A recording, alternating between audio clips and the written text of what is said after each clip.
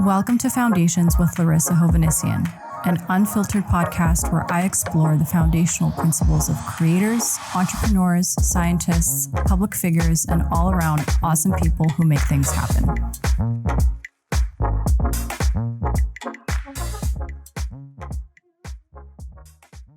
Today, I'm joined by Gevorg Poghosyan, a prominent leader in Armenia's technology, entrepreneurship, and philanthropy sectors. As the CEO of reArmenia and co-founder of IDram and the crowdfunding formula, Gevorg has been instrumental in fostering global connections among Armenians and beyond and empowering startups. His work spans from pioneering fintech solutions to driving social impact initiatives. I'm really excited to hear his insights and experiences today.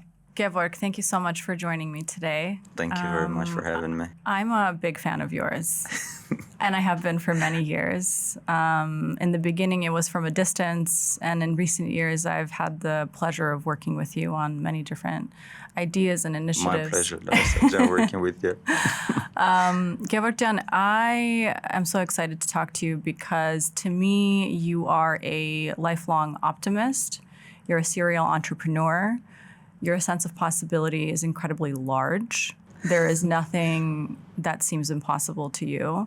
And that is something that I really admire about you because when I first moved to Armenia over 12 years ago now, that was probably the hardest thing for me, was the lack of sense of possibility among people.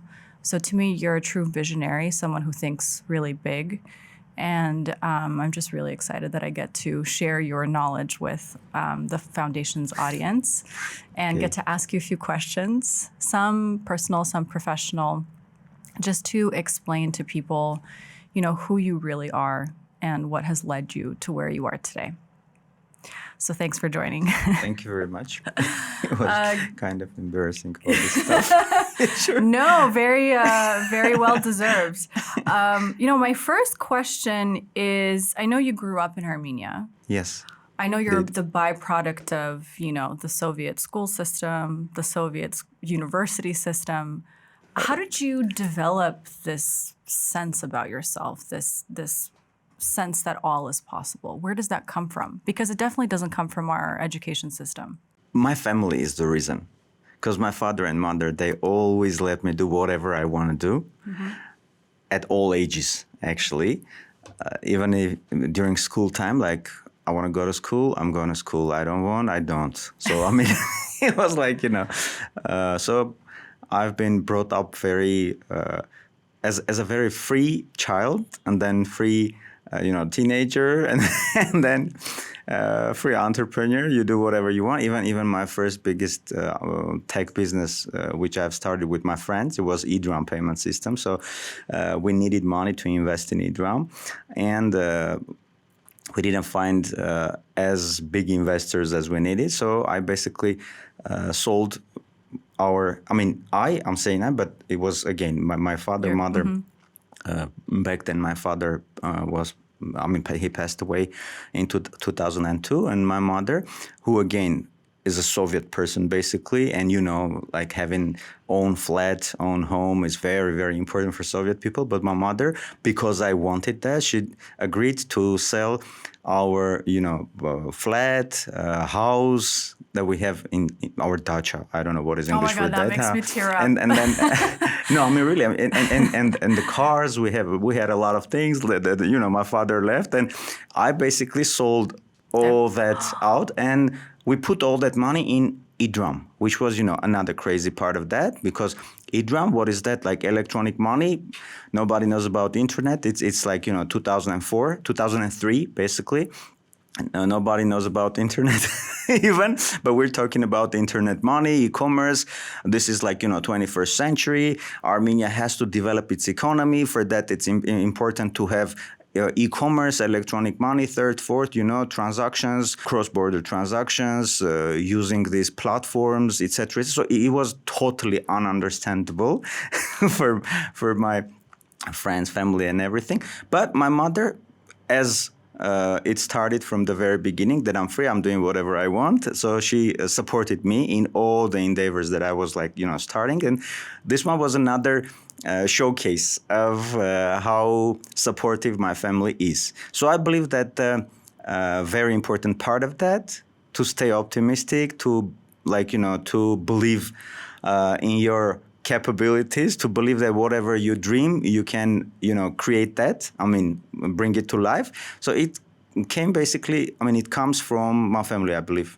That's incredible. I mean, really, I'm a parent now to a 4-year-old son, Leo, and hearing that just brings me to tears, because you have to love your child and trust his path so much. Yes, and exactly. And sort of put your own thinking and ideas and ego aside to be able to enable your child to really just reach their full potential through many mistakes. I'm sure there were. IDram had a very long and interesting journey, and I want to ask about some of that. But I think the trust and faith of your parents in who you are and the path and the purpose that you have in this world, I think, is absolutely paramount. I think it's very similar to me too.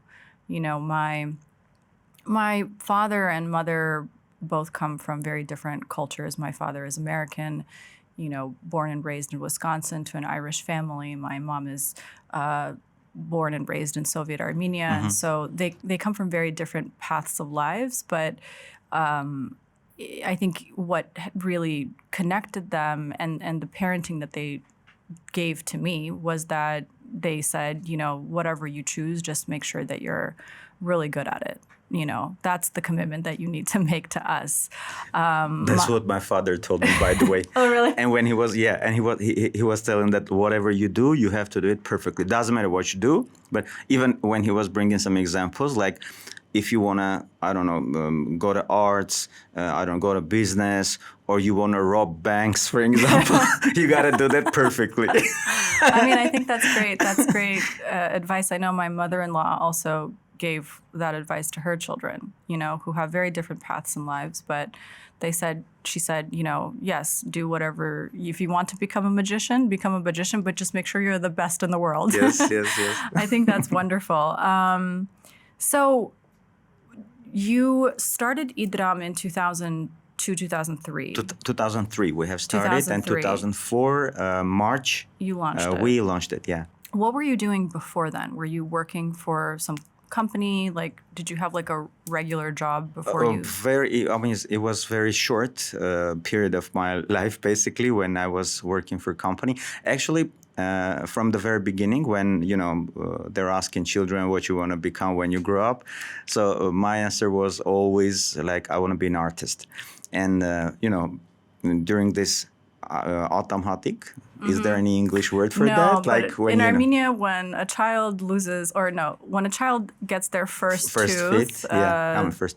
Yeah, they do a feast. Yeah, so the child is sitting in front. In the center of the room, and there are different things are put mm-hmm. around the child, scissors, connected money, with different professions. Mm-hmm. Yeah, and whichever object child is choosing, so meaning that this is gonna be his profession. So I chose basically pencil. Okay. And that was maybe the determination of my profession. And then I went to this. It was a school, Igitian Center, and then I went to college, Terlemezyan College of Arts, painting faculty, and then I entered a university, Academy of Fine Arts, a State Academy of Fine Arts, and I was studying graphics there, graphics design basically. 6 years I studied there, and after graduation for another 3 years I've been delivering classes in the same academy of computer design, etc., etc. So basically my whole life was tightly connected with art, with painting, drawing, design.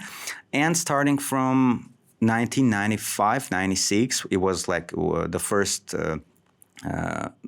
first year I was in university.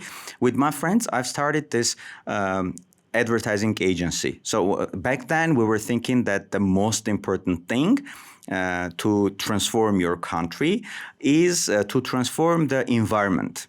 like in the city, for example, we want like everything to look beautiful, like, and we believe that beauty will like save the world. And so, I mean, in the meaning of environment, so everything's supposed to be comfortable, beautiful. And we started this agency, and then we understood, no, we have to go deeper. Basically, we started this design studio, and we were developing different brands back then. Some of the brands are still alive, and I love those brands. Like, for example, Arcolad, like Armenian chocolatier, like Dolce Mondo, etc., etc. So some of the brands that we have created back then, and but then we understood that no, I mean, most of our customers were asking us not only for design but also for programming, websites, because it already was 2000, 2001, so these first years of this century. So, but we were not doing that. We were saying, no, we're graphical design, like polygraphy, nothing more. And then demand was growing and growing, and then we decided to start that. So I called from my friends, Armen, Vahan. I asked them to join us. They were programmers. Mm-hmm.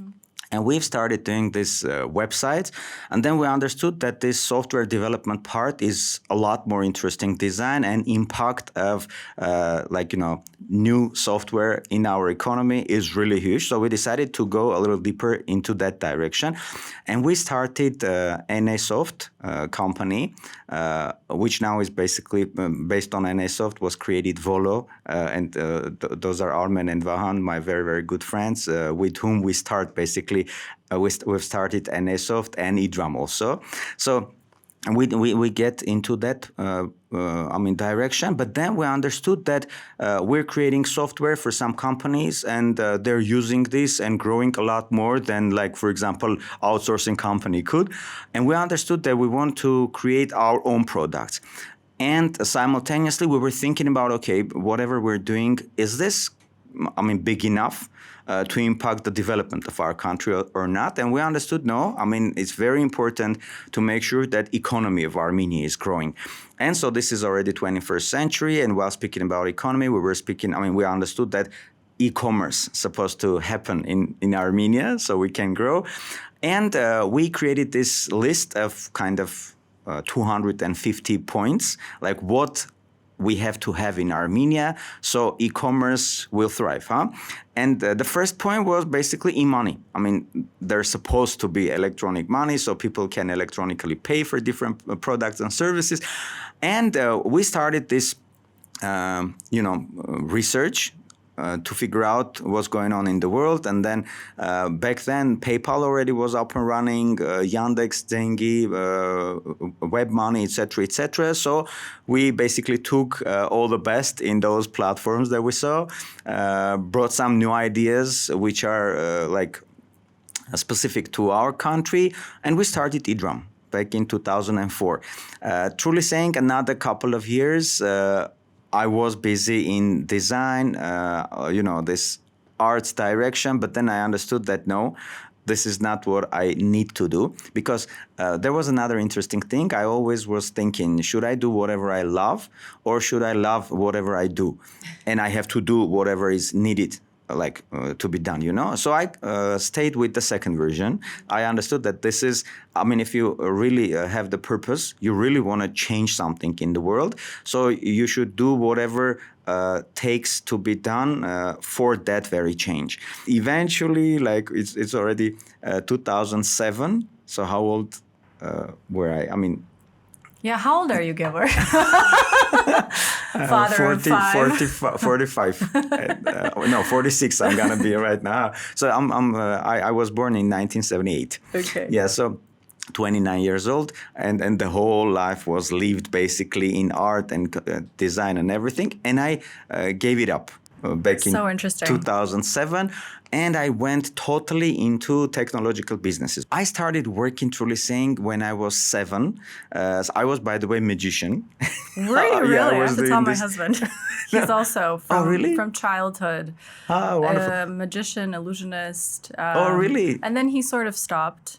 because you grow up and you do other things. But recently I've been very proud of him because I think all of us have to come back to what made us the happiest when we were kids. So he came back? So he came back to it. So he's doing a lot of new magic and illusion projects. Some of them are in video format. So I think you'll be seeing more of that. My father was doing a lot in that direction. His uncle was like, some of the most prominent illusionists in Soviet Union. That's incredible. Gevorg Poghosyan. So he was kind of legendary person, and he basically took my father to that direction. And then my father suggested me to try some, and then I was 16 years old, 17 years old when I did my last basically performances, and then I retired.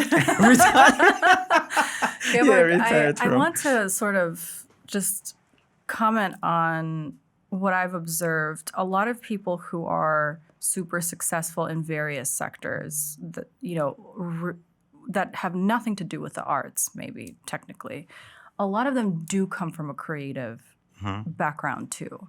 And I think there's something to that. I think when you're in the creative industry or you build your education through art of any kind, you have this capacity to imagine things that aren't real yet. And I think, exactly, that's the reason. And I think that that's very connected to then you being able to think really big for a certain sector, a certain solution. I was recently listening to this podcast, and I don't remember where I heard it, but there was this study that sort of looked at the top leaders in the tech sector and what their common sort of denominators were. And surprisingly, it wasn't that, a lot of them went to great schools or a lot of them, learned technology when they were very young. It's not about that at all, actually.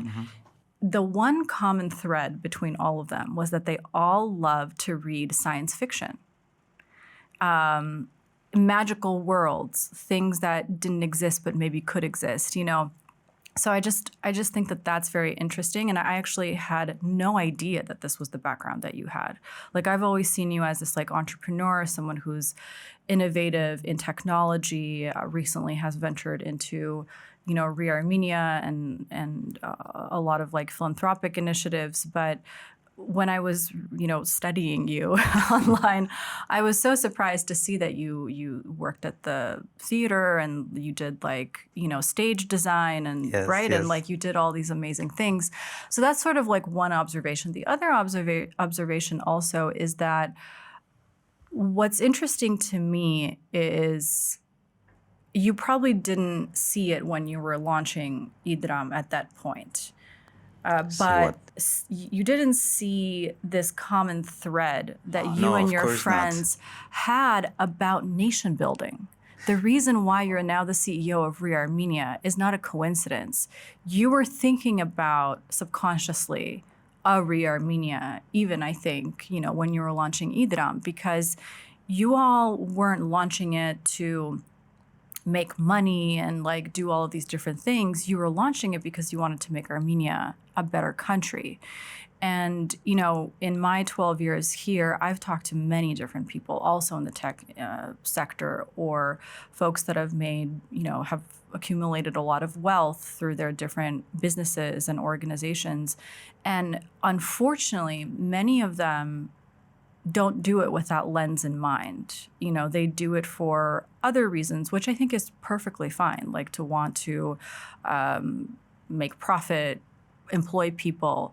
But it's then to what end?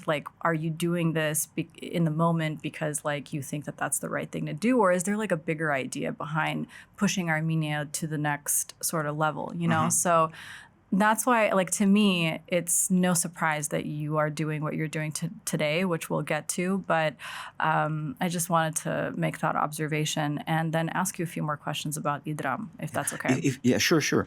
If you don't mind, I want to put a word in that because, whatever you're doing is very, very important to figure out. To understand from the very beginning what's the purpose of doing that. If you're creating a company, so why this company should exist? What is the reason of the existence of this company?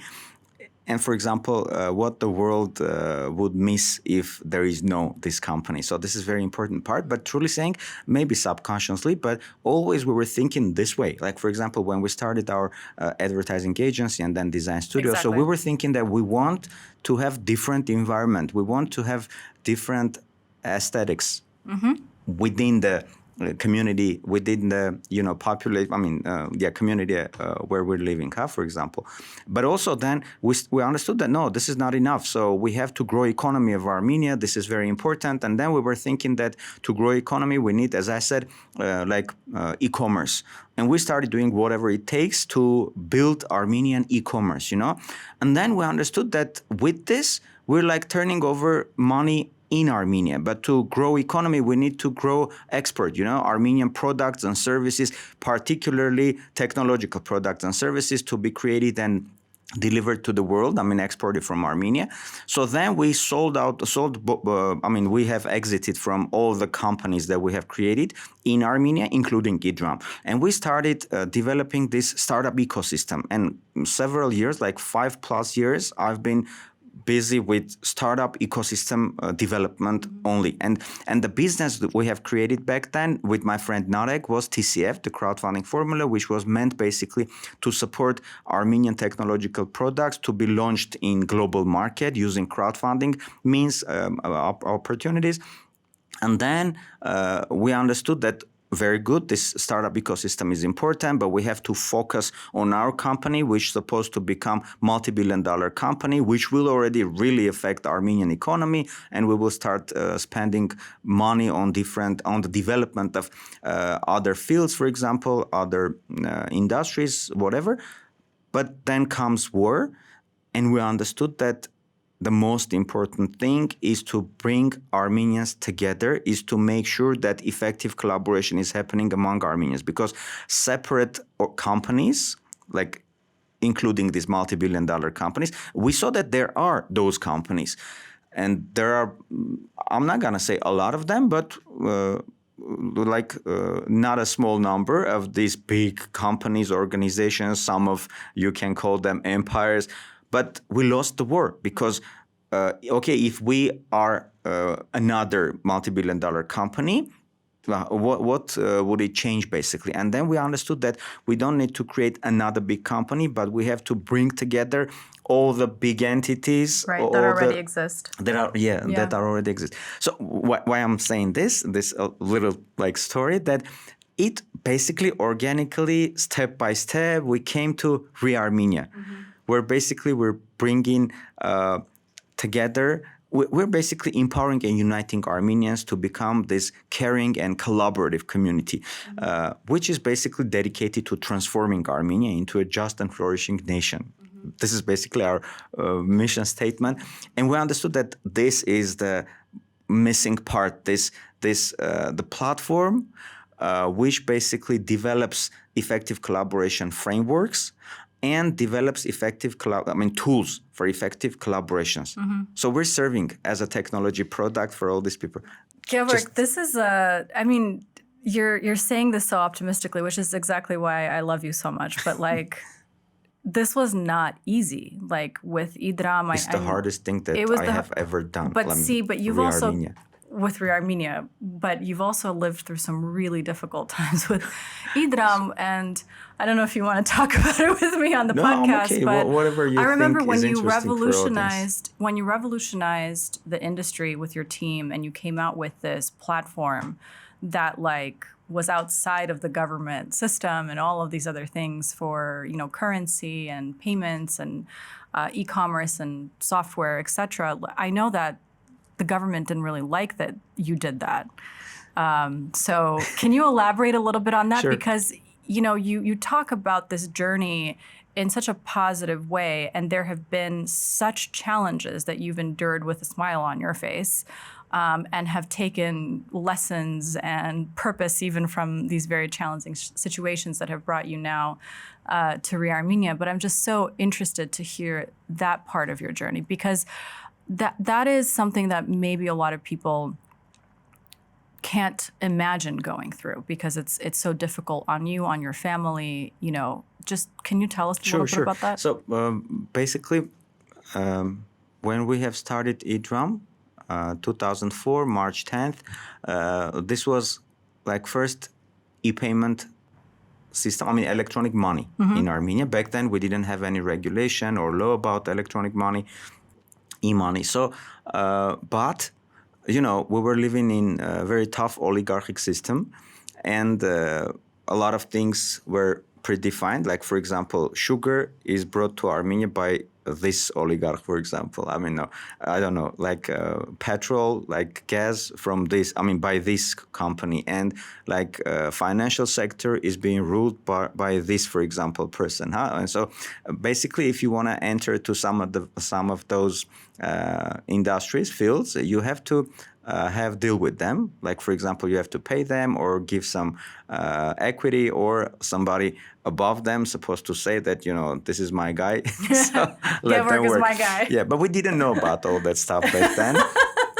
We thought, like, you know, we have brains, we have money, we have courage, and this is enough to create Armenian electronic commerce, you know.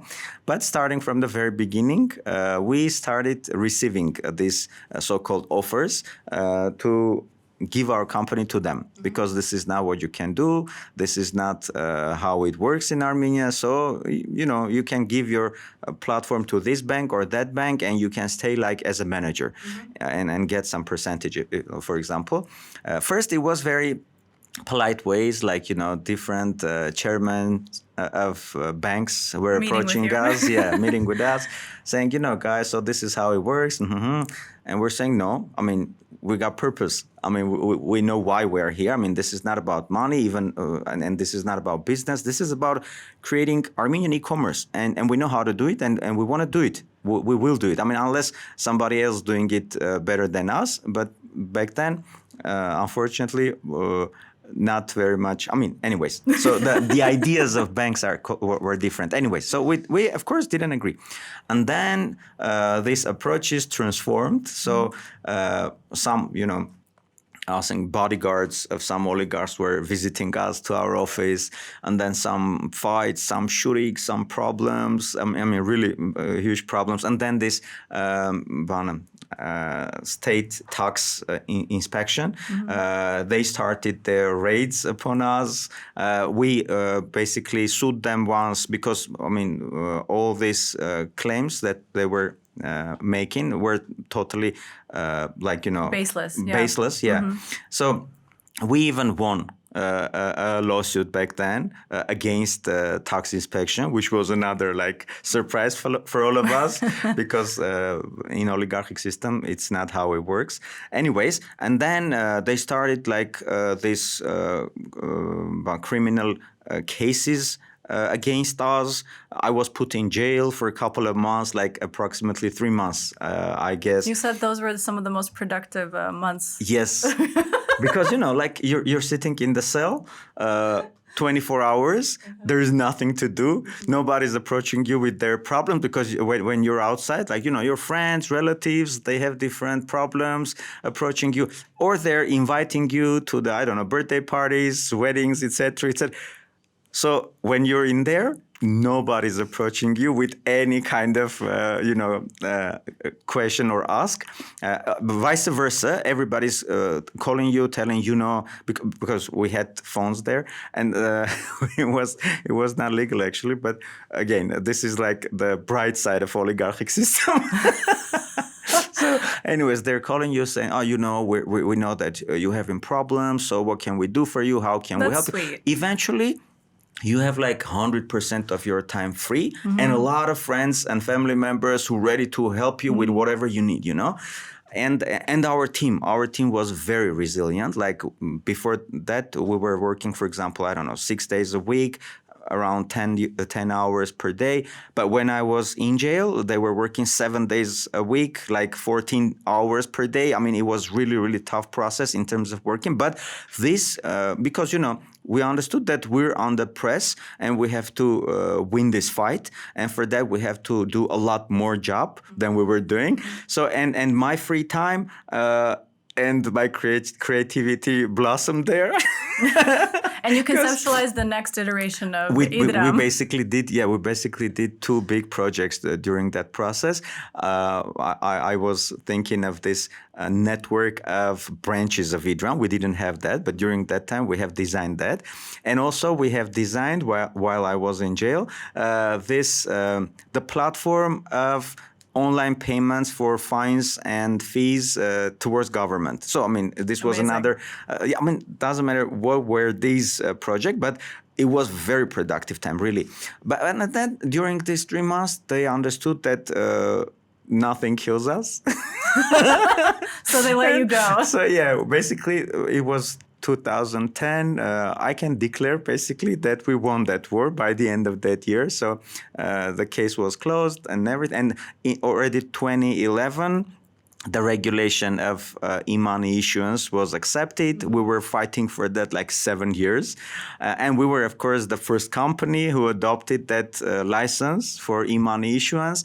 And the same year, the Association of Payment and Settlement Organizations was founded, and I was selected the president of that association. And I What a comeback. Yeah, really. From jail to president. Yeah, really. And by the way, when we adopted this license, so this launch party, not party, but this launch event of this e-money issuance already legally, because before then, we were doing legal work always. But the thing was that there was no license for particularly, for example, central bank, they were calling us and saying, guys, you have to have license. We're saying, okay, we're ready. So what license do we have to? They're saying like banking license. And we're saying, no, we're not a bank. We're not a because bank, this. And then, okay, so money transfer license. But no, this is not what we're doing. We're issuing electronic money. And they're saying, but we don't have license for that. Okay, so adopt that license. Create that license and we will adopt it.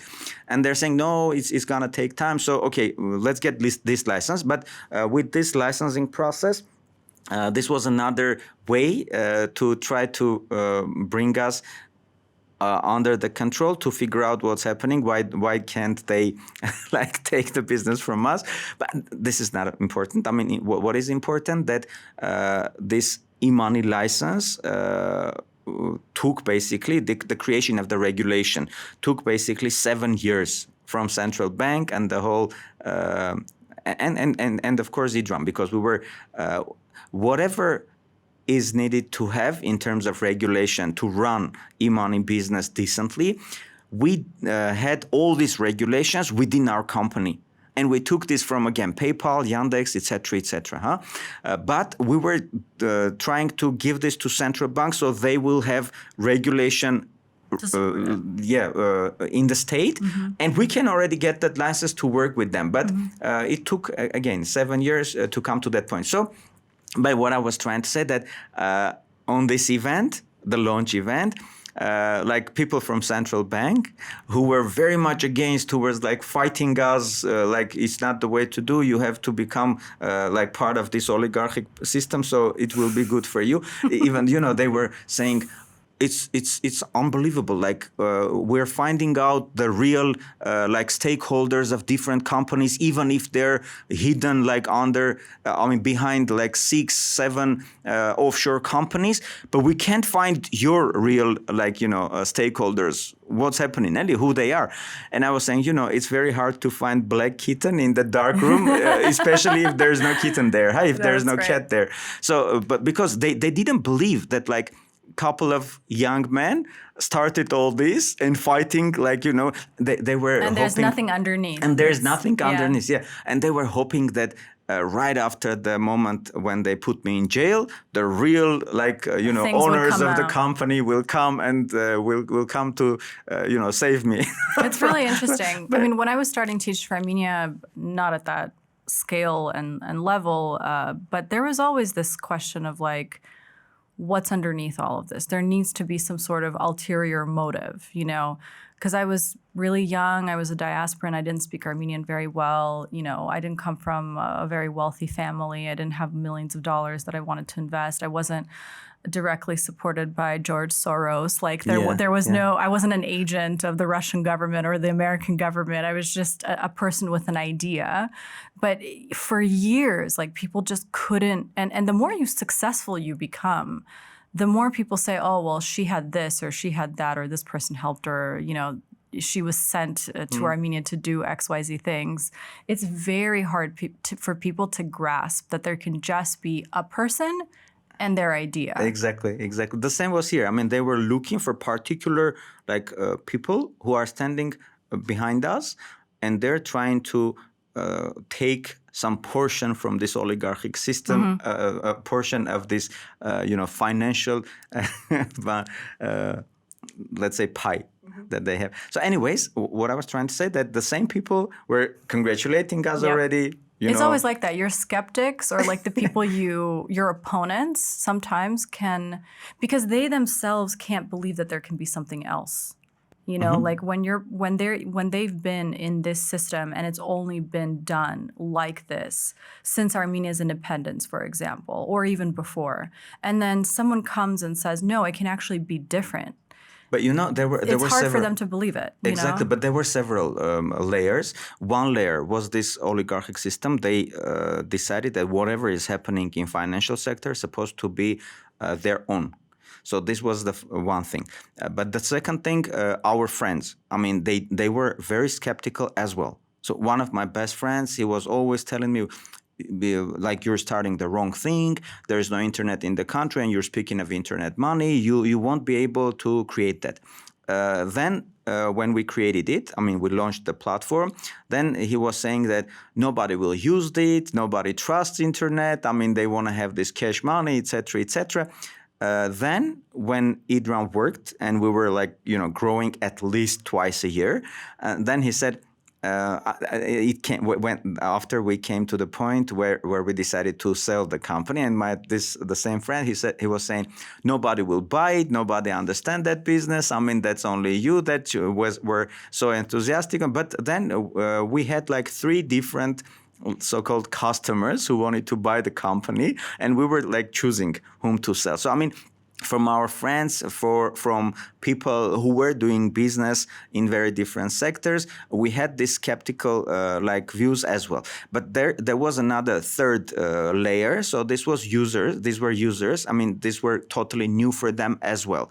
So and users, platform has users who are paying for services and merchants who are selling their services. And merchants were very skeptical as well. For example, one of the first merchants was this Tumanyan Shawarma. And when we... oh, I know that place very well. Yeah, but when we... this is their fast food service. So when we pitched them this e-money, e-commerce, etc., they didn't understand what we're talking about. So we said, okay, guys, you just need to have your computer, so we will send your orders and you will deliver. And they said, computer? Why do we need a computer? I mean, 2004, they really didn't have a computer. They didn't need it. So, okay, we said, so we can put computer in our office, organize this customer support service, and we will take your orders and we will just send your order, just make a delivery. And they're saying, why should we make a delivery? People are coming here, buying their stuff and eating here, so we don't have... Eventually, we ended up by creating customer support center, delivery service. We have created their websites. We were going and shooting all their products, putting on the websites, doing everything which needs to be done for selling their products online. First couple of years, we were doing everything what it takes to bring Armenian businesses online. But then all these people and users and merchants, and of course, some of our friends who then became our partners, investors, some of them. So they understood that this really works. And this is the future, and this has to this has to happen basically in Armenia. And then everything went a lot smoother. Now, IDram has more than 1 million users. I guess 300,000 like unique users per month, 8,000 plus merchants, etc., etc. So I mean, by the way, IDram was the first and the biggest payment system in Armenia till now. I mean, till now it's the biggest. We exited from IDram back in 2024-25. After that, another 2 exits happened. You mean 2012? 2000. Oh, sorry, 2014. 2024 is now. Yeah, sorry. I'm sorry, 2014, 2015, Yeah. sorry. Yeah, we have exited. And after that, 2 more exits happened. Now it's owned by one of the very progressive, shareholders of one of the very progressive banks. And they're, again, like very fast growing. Anyways, right now, whatever they're doing is just money transfers, like taking money from one person, paying to the other. But to bring all this to life, it took like to do a lot of different businesses, delivery services as well. I didn't know that.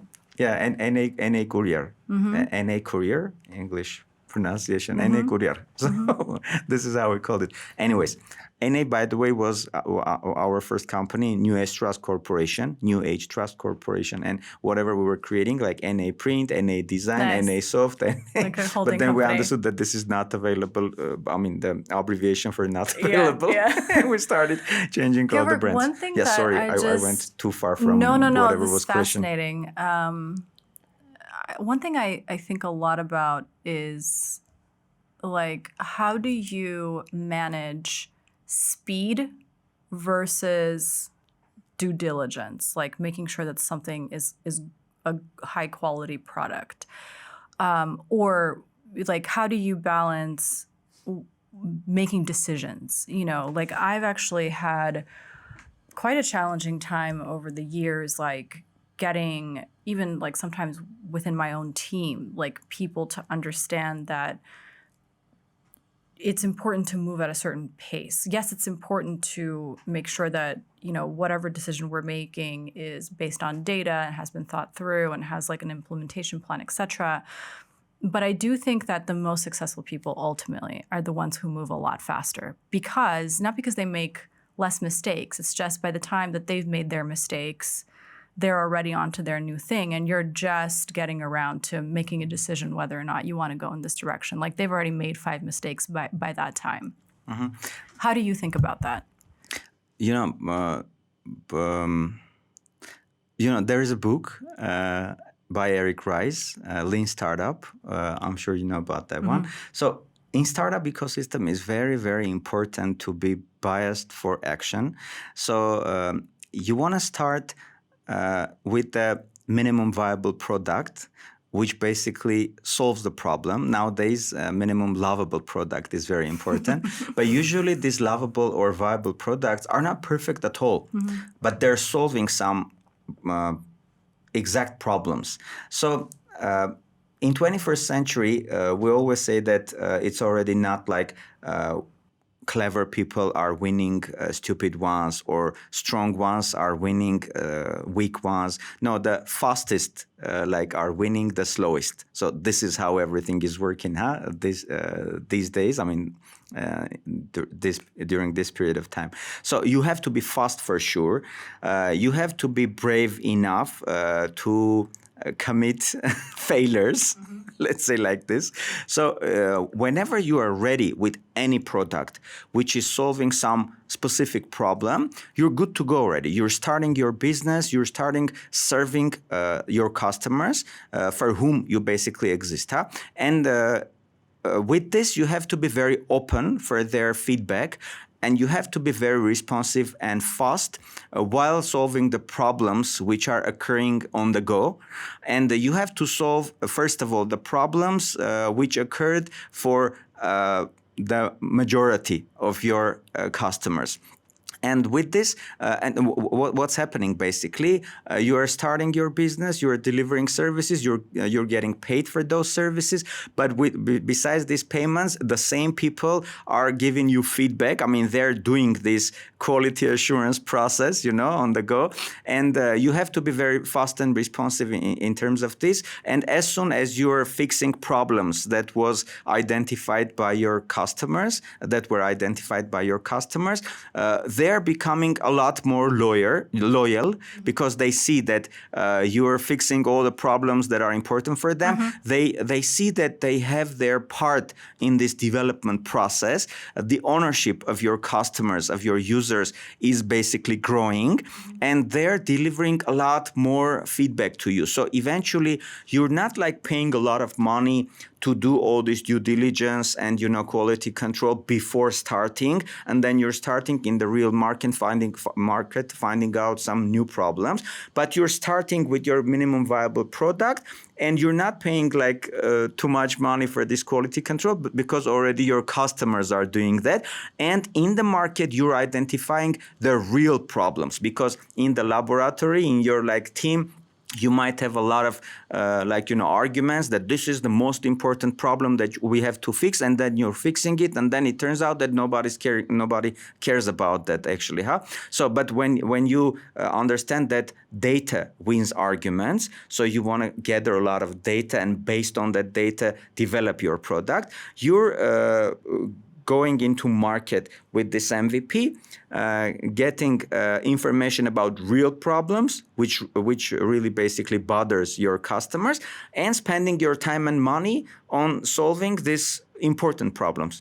So on one hand, you have to be brave enough to go into market with something not perfect, but in the best scenario, lovable product. Then you have to be fast enough to solve all the crucial problems which are outspoken by your customers. And third, you have to stay connected with your users as tight as possible, always, over the whole time of the development of your product. So this mindset basically helps us and to it's start not one thing after the other. It's almost like things are happening concurrently at the same time. Yes, like you're driving like sports car on very high speed, and during that, without stopping, you have to fix all the problems, the wheels and everything. Yeah. So it's just, you're such a fascinating person to me. Okay, so you started in the arts. You saw a major need in Armenia. You saw it first through aesthetic, advertising, etc. Then you began to realize that there's a much larger need and much larger market really for Armenia's economic development. And so you started going into fintech and all these. And now you're just moving towards an ecosystem of, building alliances, bringing people together for a shared purpose. You're not building the next company maybe, but you are bringing the existing company infrastructure and like putting it all into one space or one ecosystem.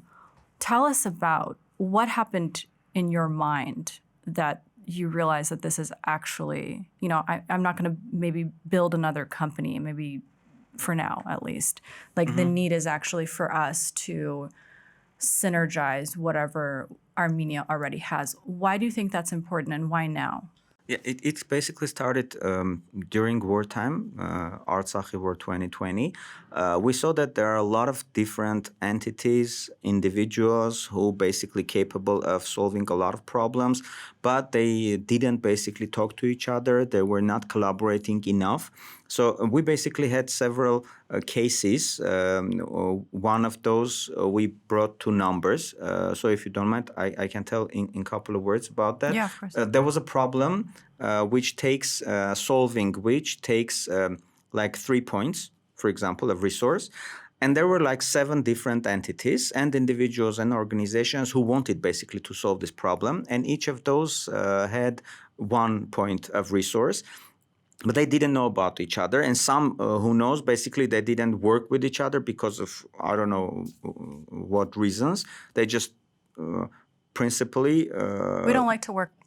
Let's just... Some of those, I won't say we, because nowadays we understood that this is changing. Not the case. Yeah, I mean, that's another topic, because I believe that Armenians were very different over time. It means that 4,500 years we've been around as Armenians, you know, and we had very different periods, very different cultures, values, approaches. So, we had wonderful periods in our history where we were very collaborative. Not even we were collaborating among each other, but also we were communicators of different nations, different countries, you know. So I'm not going to say that we are not collaborative. Nowadays, Armenians maybe are like that because of a lot of different influences, maybe, but that's not the topic. So coming back to the question. But that is an interesting topic. I would like to talk about that too. Yeah, with pleasure. Yeah. It's very important thing because whenever they're saying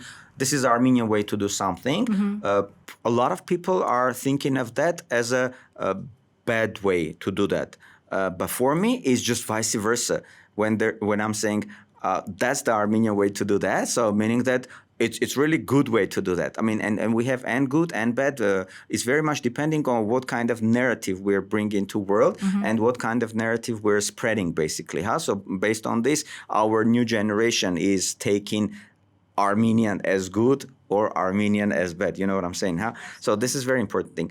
Anyways, so these 7 entities, they really didn't work with each other. I mean, they were not collaborating, and they were like very resilient. They didn't want to even give up. Like, you know, it takes 3 points, and I have one point, so better I'm gonna go do something else. But no, they just moved forward, tried to solve that problem. Eventually, so we would have these 3 points and solve that problem, and we would have another 4 points to solve some other problem. But it didn't happen. And we saw that, as I said, we were thinking of creating like multi-billion-dollar company, our own, which will be affecting basically the rise of economy of Armenia, et cetera, et cetera. But then we saw that there are a lot of this kind of companies, but because of there is no negotiation, there is no collaboration, no problem is being solved. And we lost basically the war. So because of this, we understood, hold on, so that's not what we have to do. We have to create this collaboration platform, which will basically bring together different entities who ought to solve the same problem. And only with this, we can basically develop our nation. We can basically serve our main purpose. But we're not coming to that point because we couldn't solve even our own problems. So to do this, there's just one thing. I mean, not one, but the first thing we have to do is to collaborate effectively, to bring our collective genius together, to bring our resources together. So this was the trigger to start reArmenia platform.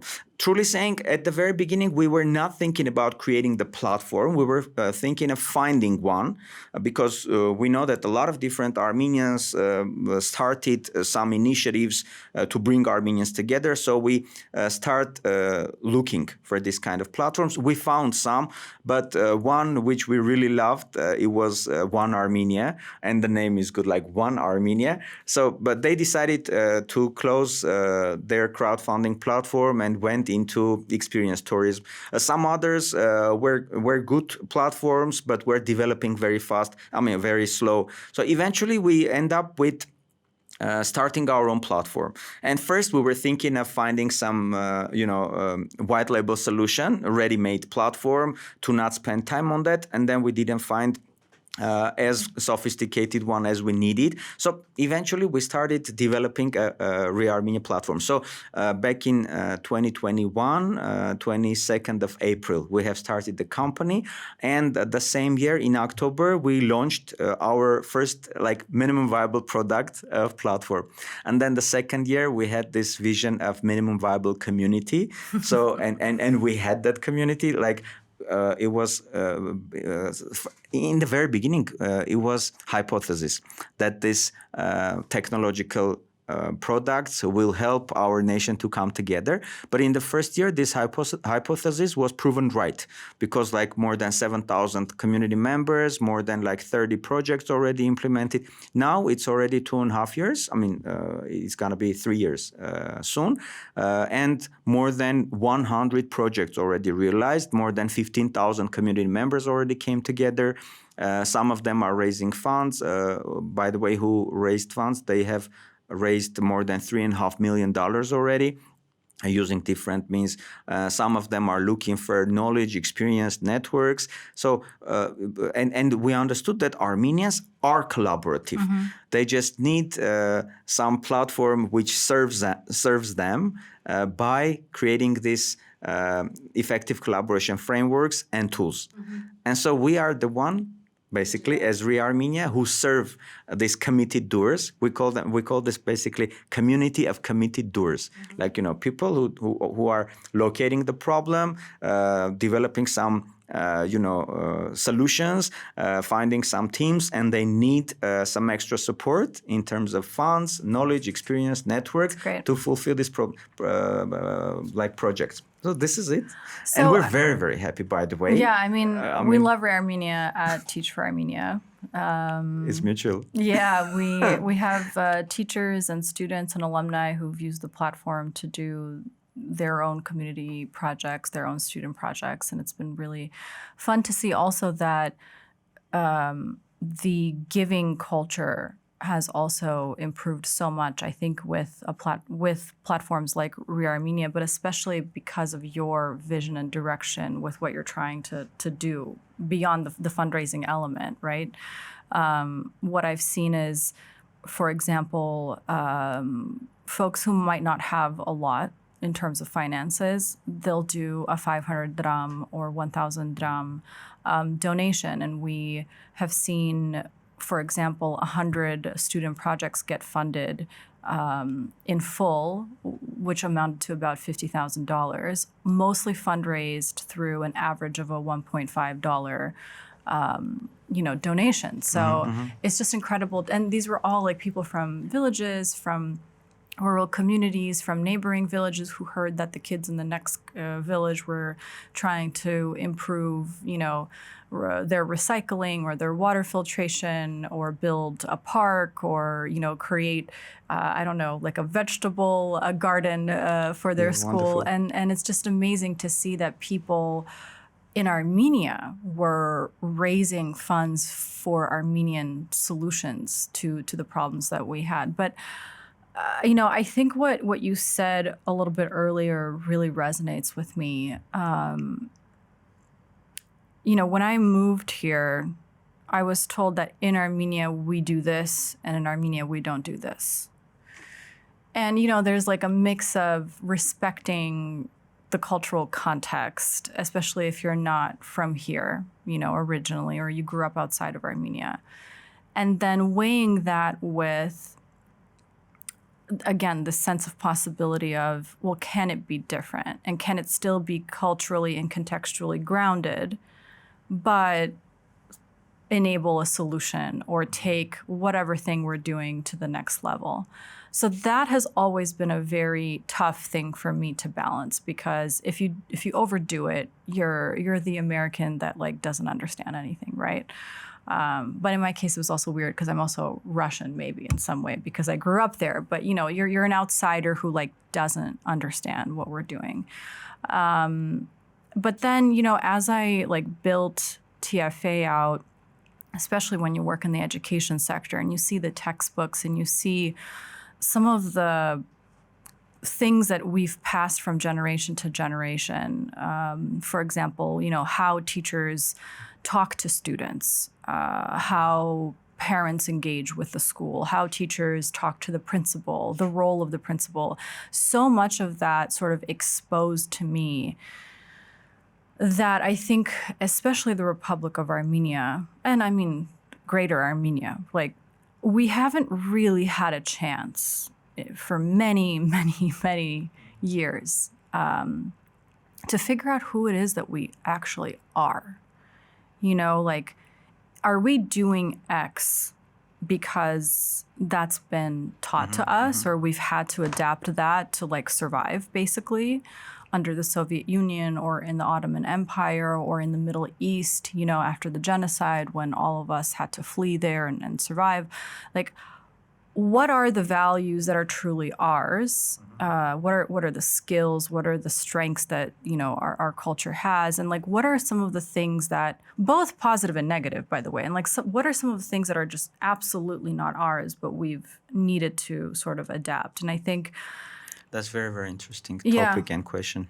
I think like it's really important for us to actually figure out what that is, because I think during the Soviet Union, for example, we were taught not to ask questions, maybe not to have a big sense of possibility, to follow instructions really well, because that's what was needed for, that time. And yes, like it had its own positive aspects too. More people had jobs, there was less inequity, maybe, for example, schools had teachers, whereas now like many schools in Armenia don't have teachers. So it's not a black and white sort of thing. It's very gray, but I do think it's important for us to sort of assess, are we, for example, is oligarchy something that is really close to us culturally, or is it not? Like, is it just we were trying to survive in a very difficult system and we adapted these kinds of qualities, Katsora,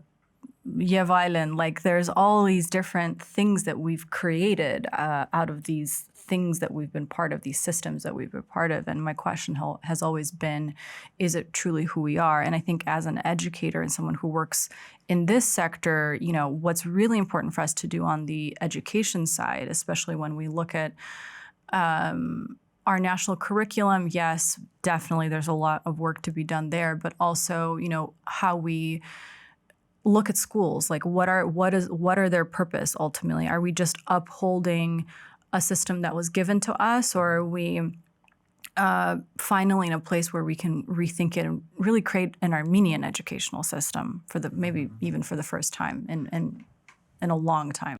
Yeah, it's very, very important and interesting because a lot of things are depending on that very topic, on how we think of us and what is our purpose. So anyways, I don't think that we didn't have chance to look at that and to figure out who we are.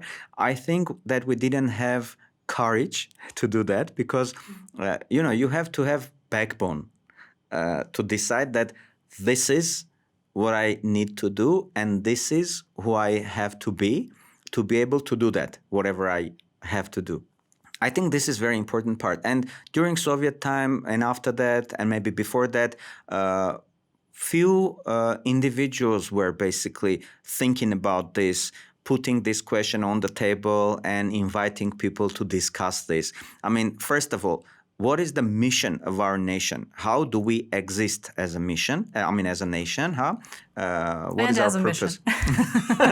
Yeah. What is our purpose? So, first of all, as soon as you have the answer to this question, right after that, you start already understanding. So, how you will live? What should your population look like? What's supposed to be the values in this very population? So you will be able to serve that purpose why you exist. But these questions actually were very much diluted because it's hard when there are different countries who have their interests in this region, and particularly in your country, and they have a lot of resources. They want to push all their ideas and narratives into your population, and now you have some other narrative, so you have to fight back. This war. Today's wars are hybrid wars. It's not happening only on the ground, but also media wars, diplomatic wars, economic wars, cultural wars. So you have to win at all these levels. So for this, you have to have armies on all these levels, So the ideology is very important because when you're speaking of national state, like we are nation state, like Armenia, and there is Armenian language, Armenian culture, church, third, fourth. And if you want to have that national state, you have to understand what this nation holds. What is your identity? Because if you don't want to, if your country is not meant to preserve and grow your identity, then there's no need to have your country. You can just figure out which country is best for living of citizens and just become a part of that. First of all, each Armenian has to realize what is their final purpose. Why do they exist? So this is crucial question, because when you're standing on the crossroad and you want to choose the right path for you, and you don't know where you want to go, what is your final destination? You can't basically figure out what's the right path for you. The same with nation, the same with individual. If you don't know what is your final target, what is your purpose, you can't figure out which education is good for your nation, which, for example, law is good or bad, which structure of your government is good. Absolutely agree. Okay. Yeah. So first of all, we have to have this courage, come together. And by the way, on reArmenia, there is a platform. I mean, there is a project they brought, which is about coming together and figuring out our final vision, like to develop, not develop. In Armenian, they say "banadzevel." Okay, let's say develop Armenian national ideology. I love so this team, they believe that this is the first thing that we have to do, and we believe that collaboration is the first thing, because you have to collaborate to be able to develop this national ideology. And as soon as you have this ideology, you can already easily say that teacher supposed to behave him or herself with students like this, because this is what we're creating. For example, if we're creating the nation of leaders, so meaning that you have to give opportunity children to lead, to make their decisions. You have not to give them already preset, for example, conditions in which they have to do this and that. You do not need to give them information and then see if they remembered that information or not. You have to give them opportunity to create some new information, new knowledge, to be as creative as possible. Because when I look at what you're doing in Teach for Armenia, you're speaking about leaders. I mean, you're speaking, you're telling your teachers leaders, but I really I saw this, by the way, back in Artsakh, when I moved to Artsakh in 2022, the same thing, like you're coming from, I don't know where, you don't know what's happening here, you can't advise us, you can't help us.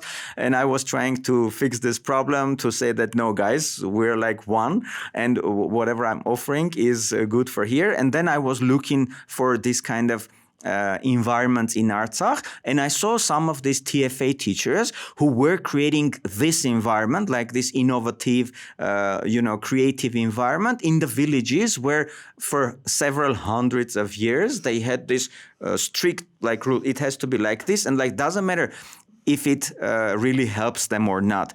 It matters that their grandfathers did the same way, but their grandfathers were not free like Armenians who were ruling their own country, They were basically ruled by some other subjects. They were basically object. So, and now you are subject. You are free country, you can basically create your own way of development, which will basically at most serve your purpose.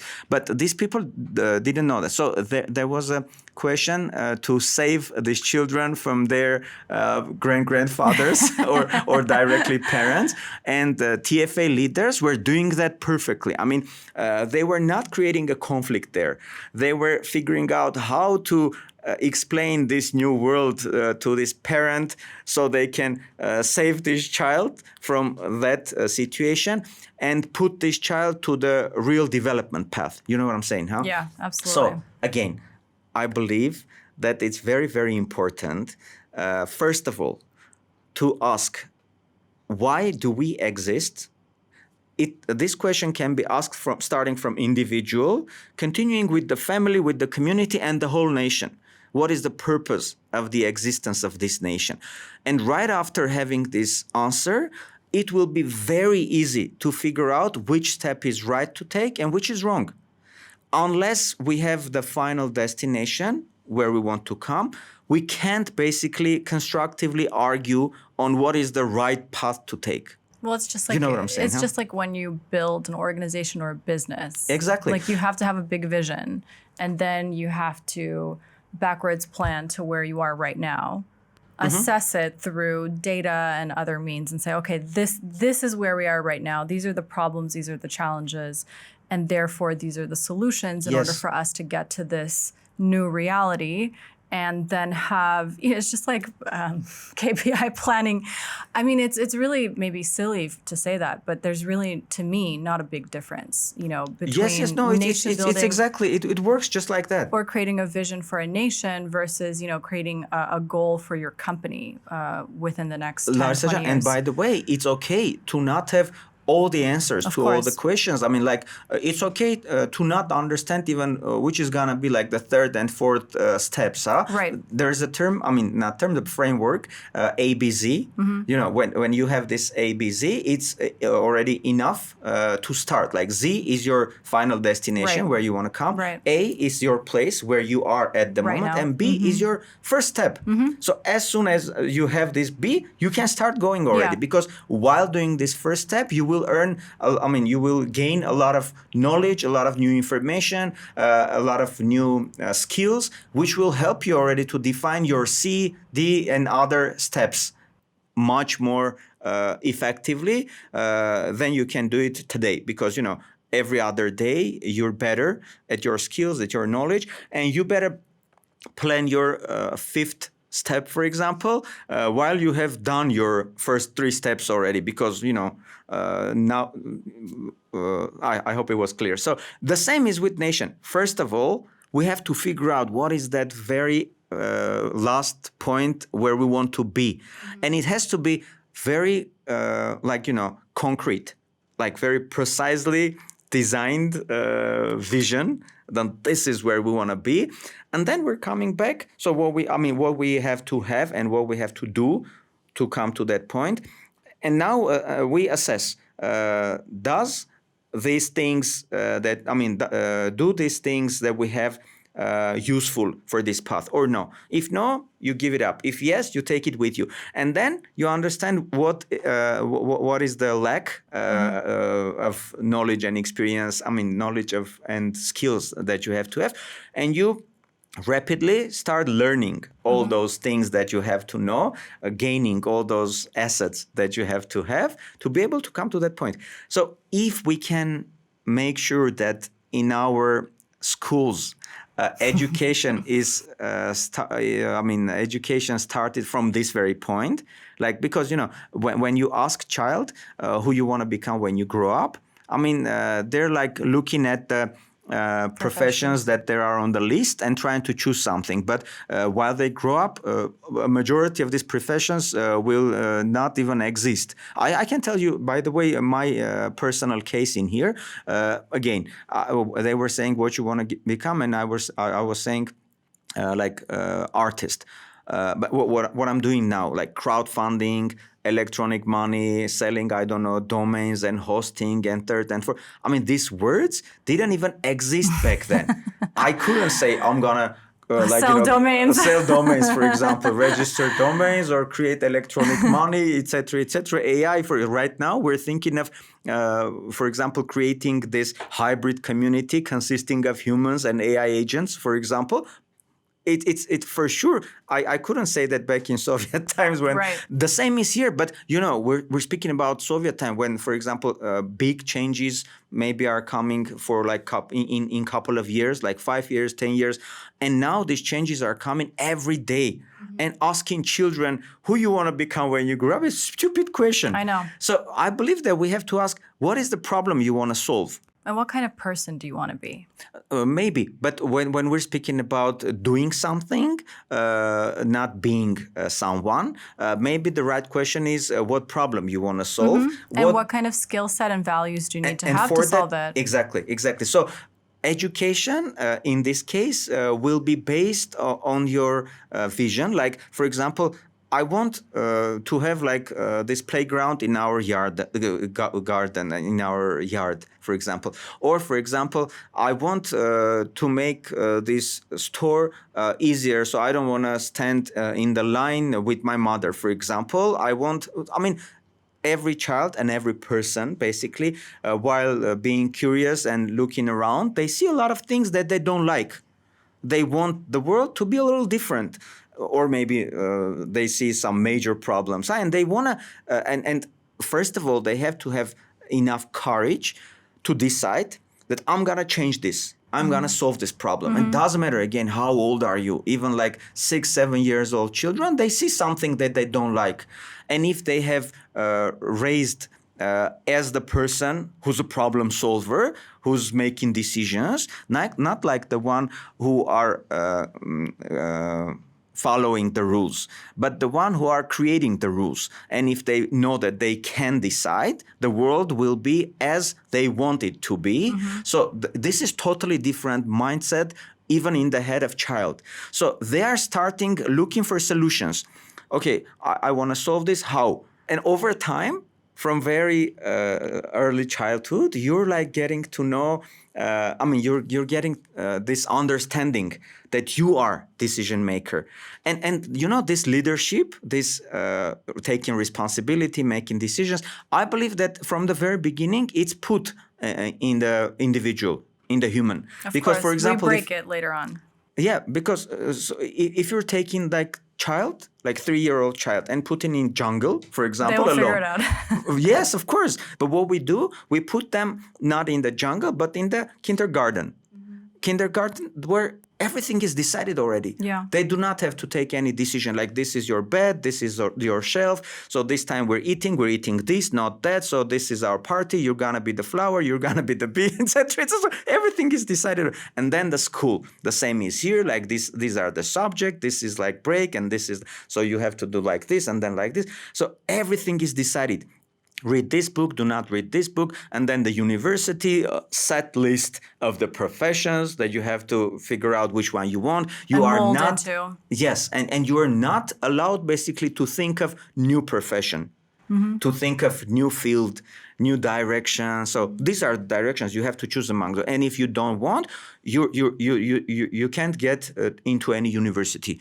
And if you're not in the university, so you're like something, I don't know what you call that, drawback in this community. So anyways, this is the wrong way to raise leaders who are gonna basically change the world. So if we love the world, if we're okay with this, we're okay. So let's continue the same thing. And if we want to change it, so we have to change everything, starting from how we raise our children up and how we basically organize the education. Next time when we meet, whether on this podcast or just over coffee, I'll tell you about a school model that Teach for Armenia is working on currently. That's very interesting. For public schools, where a lot of what you're talking about is reflected in our design choices, where there's a lot of choice, there's a lot of self-learning, there's a lot of decisions that kids can make. That's very important. Where they have agency, where they have abilities to solve problems and really kind of chart their own path. But that's a whole other 2 hours and another podcast. But to kind of summarize what you just shared about reArmenia and especially the national vision piece, which I completely agree with you on. I mean, yes, I work in the education sector, but I've always said for many years, and I think the people who are in this work they all understand that this is really what we need. Like, we can't really have an educational vision unless we have a national vision of where we want to be, who we want to be, what we want to do in Armenia, outside of Armenia, et cetera. So that really resonates with me. And one thing that I think it's sort of been accelerated in a way was the 2020 war and the subsequent wars, where I think we had an idea of who we are, some real, some myth, some legends, and a lot of that has crumbled, in recent years. And what I have observed is many people have an existential identity crisis of being an Armenian, because when you kind of grow up thinking a certain way about who we are.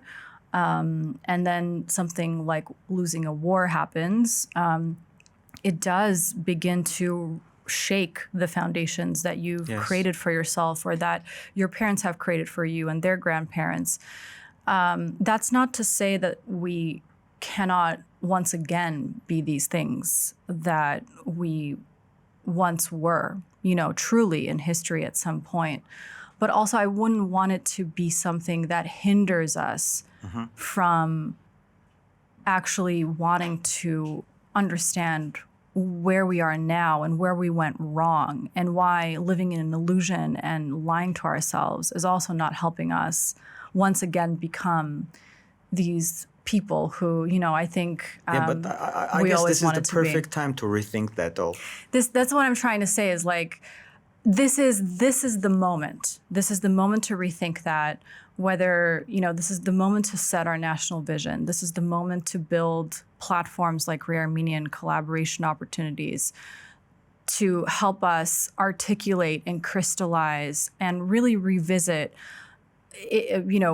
in a painful way, like what the mistakes have been, and in a more optimistic way, like what our strengths truly historically have been, and how can we come back to that or make it stronger, Or move forward. Or move forward. You're a parent. I know you have 5 kids, and I have one child. He's only 4, and a lot of the times he's not there yet, but he's very interested in his identity. Obviously, he's very proud of being living in Armenia, and my husband and I speak English usually at home, and he like stomps his foot and he says, "I stan mech men khosum ենք հայերեն," like in this house we speak Armenian. So he has all of this, but when he grows up a little bit, I want to be able to tell him who we really are. Not based on like myth and legend, but based on like, this is our past. This is what we've learned. This is who we were. This is who we became, but this is who we can be.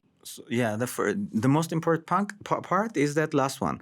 And I even would say not who we can be, but maybe who we should be because of our purpose again. Yeah. So why do we exist? So this is our mission.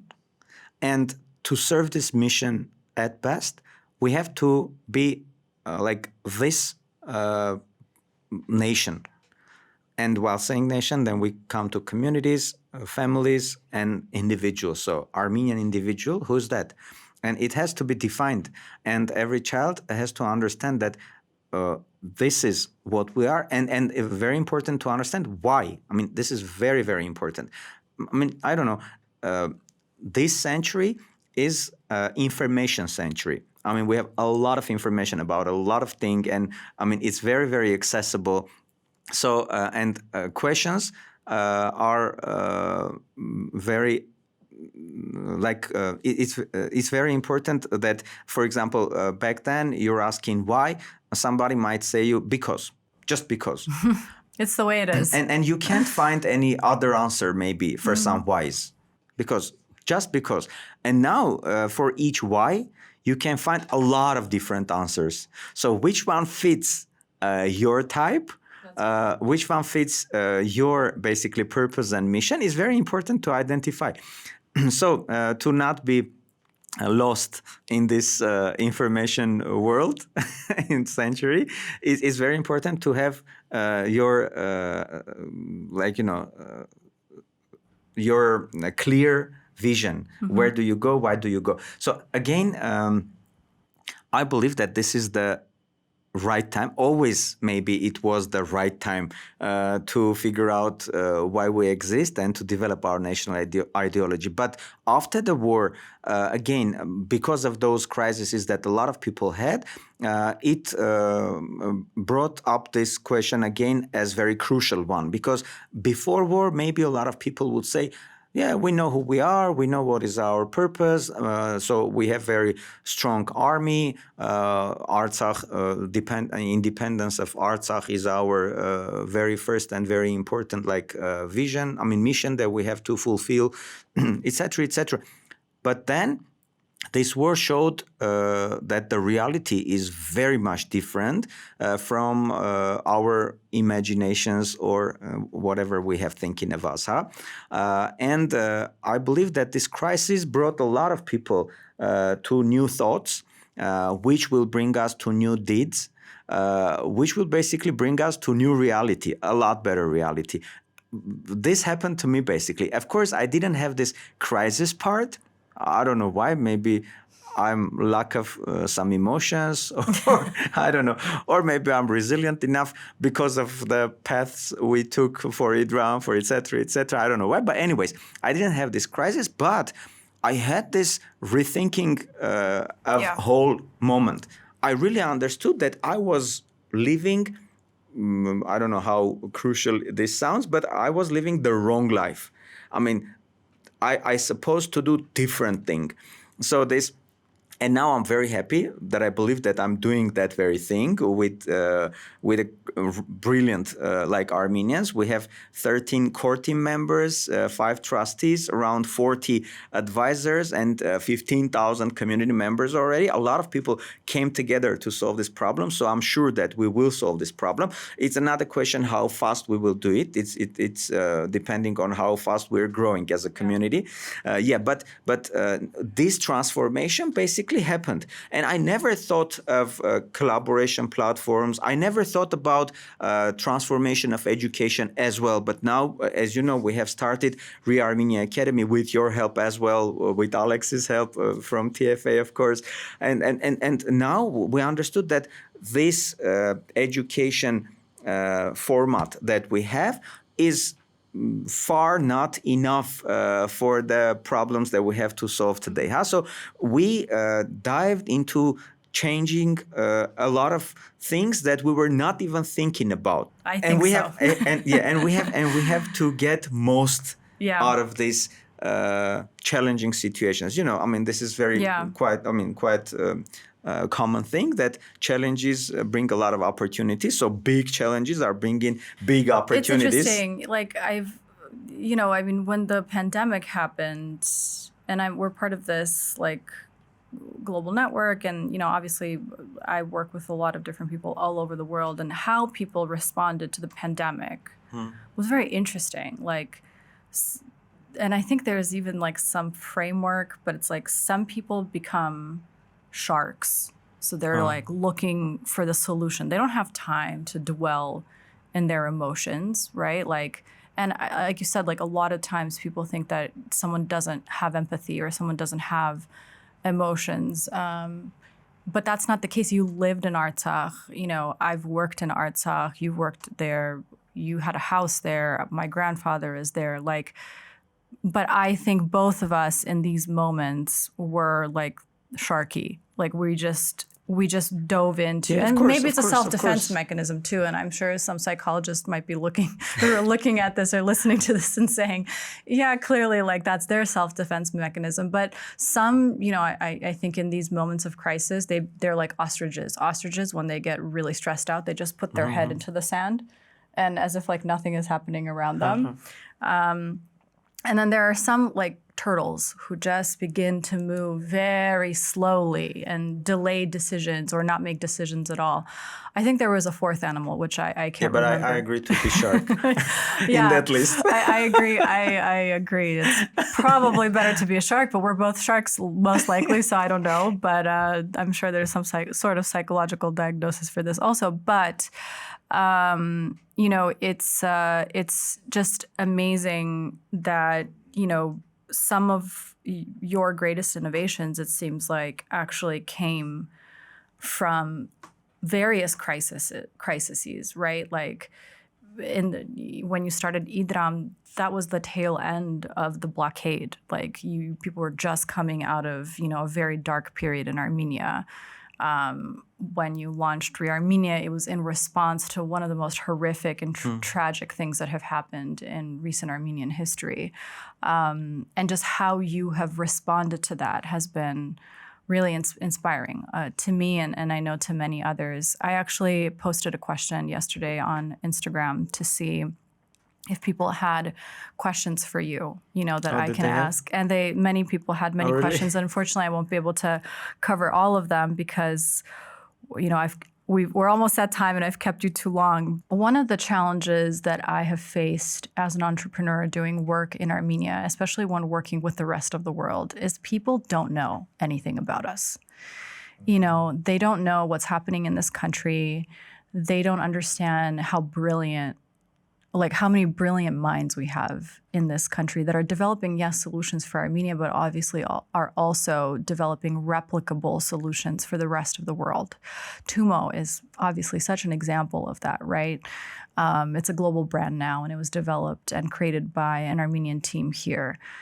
So my goal with this format, with this podcast that I'm doing, is to open up brilliant people like you, not just to all of us here in Armenia, who I think know you obviously very well and have heard you speak in different places and in different formats in Armenian. I really want the rest of the world to know what Armenian excellence looks like and how much we have to share with the rest of the world. That's why I really appreciate that you spoke in English with me today. There's a fear of being scrutinized, especially maybe in more traditional, closed or centralized sort of systems, countries, etc. And I'm not just talking about Armenia, but in some countries are very innovative.